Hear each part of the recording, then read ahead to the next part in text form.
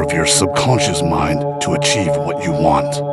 There are two powerful ways to influence the subconscious, based on some traumatic event that is of high emotional impact, or also through self-suggestion. But what is self-suggestion? For this, we must know the difference between suggestion and self-suggestion. Knowing the difference between these two is very important to avoid harming others or oneself. Differences between suggestion and self-suggestion. Suggestion is influencing others, while self-suggestion is self-influencing. Here is where we will focus because we have absolute control over what we tell ourselves. Through self-suggestion, we have the power to control the subconscious and give it the information that we choose for it to use to create what we desire. It is very important that you are conscious of the information you feed it.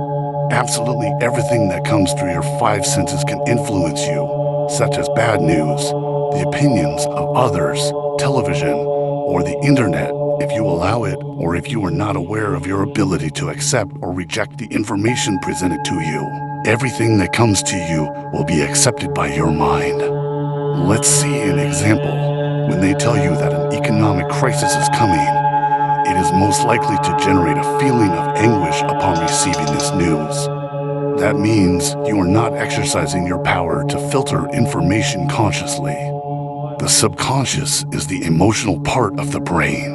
Everything that carries an emotional charge has the capacity to become part of that program with which your mind works. Now, let's see. There are 5 essential points that you have to take into account when controlling your subconscious with the use of self-suggestion. 1. Imagination. To control the subconscious, imagination is one of your mental faculties with which you can begin to create the mental image of what you want to achieve. With imagination, you can project the image with which you want to influence your subconscious. Keep in mind that this is not about goals and the law of attraction from the book The Secret, which says imagine what you want and it will come to you. This is about influencing your subconscious to tell it what you want to achieve. It will take care of guiding you. When the subconscious knows what you want, you will start to realize the resources you need and all the opportunities around you that are available and that you can use to achieve what you want. Opportunities that perhaps before you did not see or that you knew were there, but you overlooked and did not exercise constantly. You are surrounded by a lot of information. Of all this information that you perceive around you, you are only conscious of a small fraction, the part that your conscious mind is capable of processing, and you set aside everything else. In contrast, your subconscious is capable of recording all the information that is around you. Its power is infinite, and what you have to do is tell your subconscious that of everything that is around you, only show and send the information that is useful to achieve your desired goal. If you tell your subconscious, I want a white Porsche, the next time you go out, you will start to notice that there are many more white Porsches on the street than you imagined. Your mind will start to send you signals every time you pass in front of a Porsche. And having a Porsche as a goal does not mean that you can stay at home meditating and imagining until it arrives at your door. It means that you will start to see many more opportunities on how to get it. The first step is to have a clear and vivid image of what you desire. 2. Emotions. In the subconscious, we have talked about how the subconscious accepts ideas that are loaded with emotion. For this reason, if you want to control the power of your subconscious, the information you give it must carry an emotional charge. It cannot be a simple wish to want something. It has to be an intense desire for something you want to be, do, or have. It must carry some emotion, a feeling that drives you to want to turn something into reality. This will make the subconscious accept the information as true. For this, you have to feel it as something real enough to create a tension between your current situation and what we imagine as reality. To achieve this, you have to give a significant reason for what you want to achieve, a why. It has to be something that you truly want to have. If, on the other hand, is something that you simply believe you can easily obtain, it won't carry enough emotion to turn it into reality.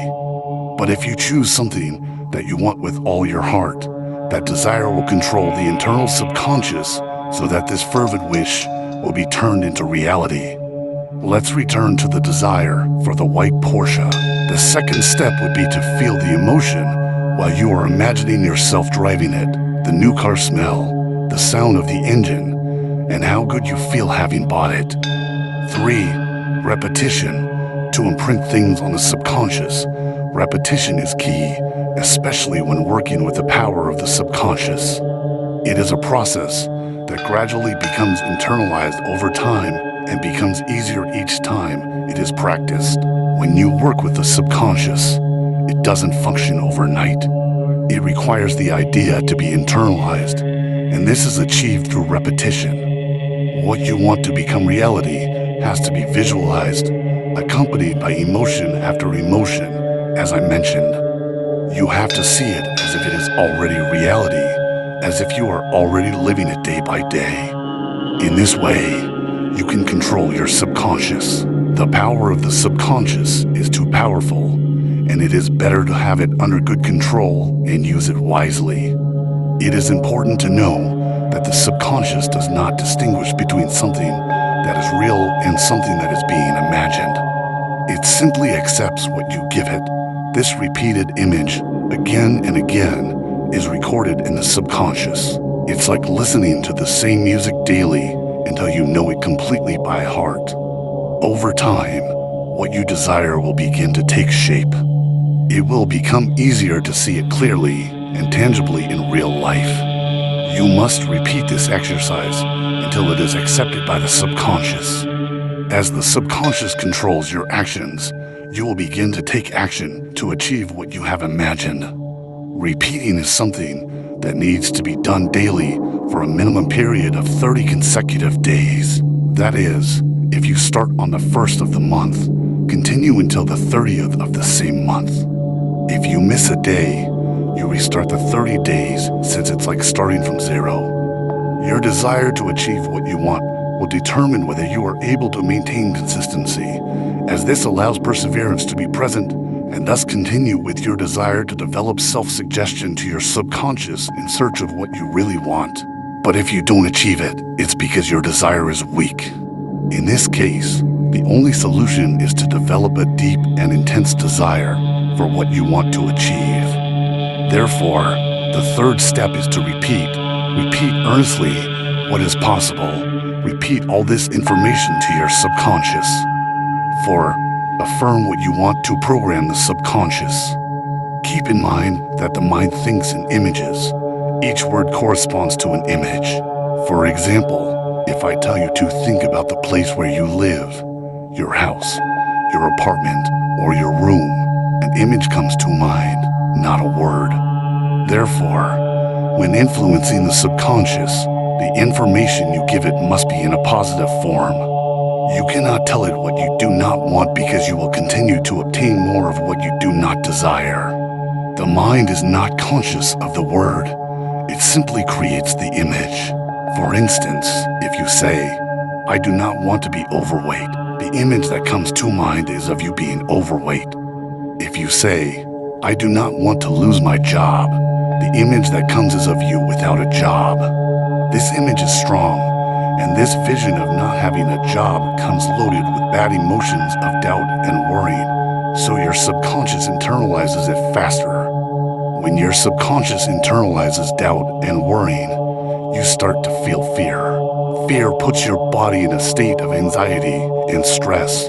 Consequently, from your initial thought, you begin to perform poorly due to the state you have placed yourself in, and finally, your fear becomes reality.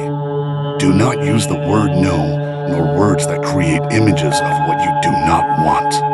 It can also be interpreted as this next phrase: "What I fear comes upon me, and what terrifies me happens to me." All feelings of worrying, fear, and insecurity will lead you to create things that you really and internally do not want to experience in your daily life. What you want your subconscious to use should always have the image of what you want to become reality, something that makes you feel good, that excites and energizes you. This will place you in a positive and enthusiastic state to achieve it, and it will also come with positive actions. You will find yourself more relaxed and your performance will improve. The more you choose to have ideas or thoughts that make you feel good, the faster the affirmations will work. Thus, the fourth step would be to affirm positively to your subconscious that you already have what you desire.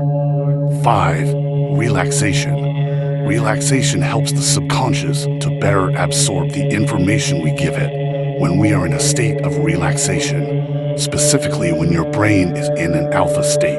The alpha state allows our brainwaves to slow down, which gives us more influence over our subconscious and makes it more receptive to new ideas. It is important that when you practice repeating the new image with which you want to influence your subconscious, do it in a quiet environment where you can relax and enter into a state of pure rest. Therefore, the fifth step would be to relax. Meditate now. You have the power of the exact recipe to control your own subconscious with the ideas that you decide you want to achieve. However, you need to learn more about the conscious part of the mind and how to make correct use to prevent external factors from spoiling your progress. Differences between conscious and subconscious now. Let's look at the relationship between the conscious and the subconscious. It is known that the mind has two parts. A conscious part, which you use to think, reason, read, and where you can make use of your 6 mental faculties, which are imagination, perception, concentration, intuition, reasoning, and memory. The conscious is the masculine part of the brain that you can use to plant the idea you choose in your subconscious. The subconscious is the feminine part that takes the idea you give it, works with it, and turns it into reality. It is very important that you learn this consciously. You can form any image in your mind and implant it in the subconscious. Now that you know the subconscious, you also have to learn to know your conscious side. The conscious side of our mind, the conscious also functions as a guardian, like a filter of the subconscious. All information that comes through your 5 senses first passes through the conscious part, and at that moment you have 2 options. The first is you can analyze the information that is presented to you and decide whether to accept it or not. And the second option is to let the information pass without making use of the conscious and its ability to analyze. Nature has given us the capacity to control what reaches our subconscious. However, very few people exercise this. If you are given an opinion about why you cannot achieve or reach something, maybe the idea that you have and with which you want to influence the subconscious, when you mention it to a friend or family member, they might tell you all the reasons why you cannot achieve it. You have the capacity to accept or reject the opinion that has been given to you. If the comment makes you feel bad, it means you have not exercised your power to choose and have allowed the information to pass directly to the subconscious.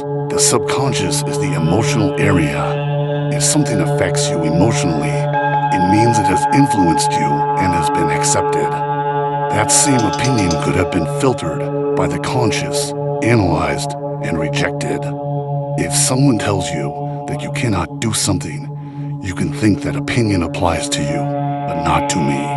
Likewise, if we use the conscious, which functions as a filter of information coming from the outside, we can also consciously create an idea and, by our own will, decide to influence our subconscious to accept it as a reality. By making use of the conscious, you will work on creating the image you want to use to influence your subconscious, and it is the part of the brain you use to analyze this information and to use it to your advantage. Finally, there is something else you have to take into account which is very important. Conflicts. In shaping the subconscious and dominating it, the new information that is given to the subconscious will enter into conflict with the information that you previously stored. Therefore, It is important to know how the subconscious is formed and what will happen when you give it new information that does not coincide with what it already has stored. Many might wonder, but how is the subconscious formed?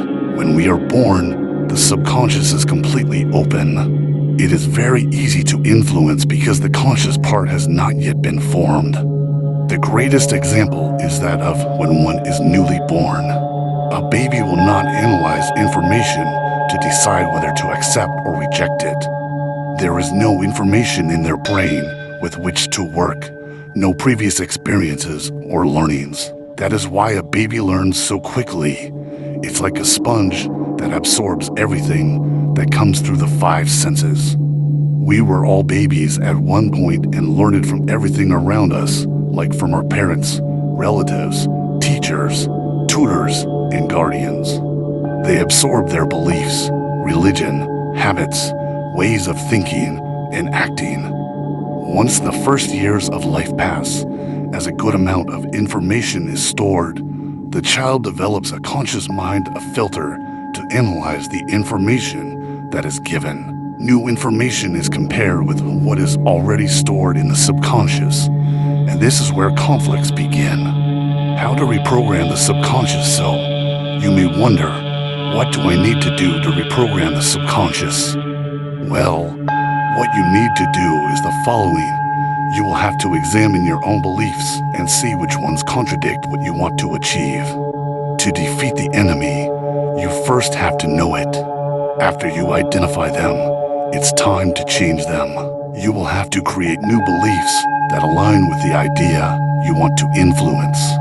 Conclusions and recommendations for influencing the subconscious. With this, you will realize that it is possible. If others can, you can too. You will have to develop confidence in yourself and the faith necessary to turn what you propose into reality. Start with an idea that you want to become reality. Follow these steps until you succeed in influencing your subconscious and changing the belief that contradicts what you want until you achieve it. A small achievement will give you the confidence needed to go for bigger goals. The subconscious mind is responsible for everything you have and will have. So it is well worth dedicating a few hours of meditation to understand how to control it to achieve the life you desire. Meditation to control the subconscious. Now, enter a state of relaxation. Begin to create positive images of what you desire and start to control your subconscious. Stand up and do it now. Enter into meditation with yourself.